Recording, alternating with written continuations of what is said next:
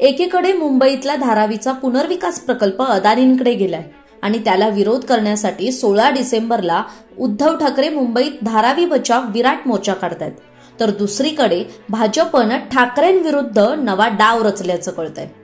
दिशा सालियन मृत्यू प्रकरणात राणे पिता पुत्रांच्या आरोपांनंतर गृहमंत्री देवेंद्र फडणवीसांनी एसआयटी चौकशीचे आदेश दिले। त्याला बराच काळ उलटून गेल्यानंतर आता ऐन हिवाळी अधिवेशनाच्या सुरुवातीलाच एसआयटी स्थापन करून आदित्य ठाकरेंच्या एसआयटी चौकशीच्या चर्चांना उधाण आलंय। तरी आदित्य ठाकरेंच्या एसआयटी चौकशीवरून राज ठाकरेंच्या पत्नी शर्मिला ठाकरेंनी राज्य सरकारचे कान टोचलेत आणि पुतण्या आदित्य ठाकरेंच्या पाठीशी त्या ठाम उभ्या राहिल्यात। मला असं वाटत नाही की आदित्य असं काही करेल, त्यामुळे चौकशा काही लावू शकतात। आम्ही पण याच्यातनं खूप गेलोय।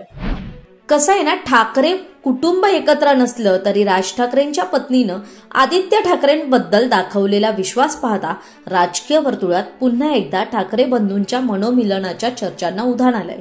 सध्याचं राज्यातलं राजकीय वातावरण पाहता अनेक ज्येष्ठ शिवसैनिकांचं मत हे उद्धव आणि राज ठाकरेंनी एकत्र यावं असं आहे। तरी आता येत्या निवडणुकीच्या काळात ठाकरे बंधू एकत्र येणार का हे पाहणं महत्वाचं असेल।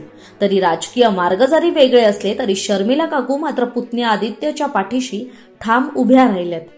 त्यांच्या या भूमिकेचं समस्त बाळासाहेब ठाकरेंना मानणाऱ्या शिवसैनिकांकडून आणि चाहत्यांकडूनही कौतुक केलं जातंय।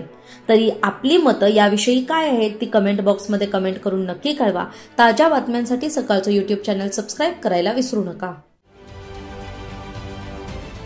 महाराष्ट्रातील सर्व बातम्यांचे विश्वासार्ह व्यासपीठ,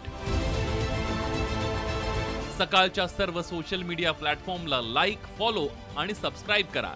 तसंच सर्व नोटिफिकेशनसाठी बेल आयकॉन प्रेस करायला विसरू नका।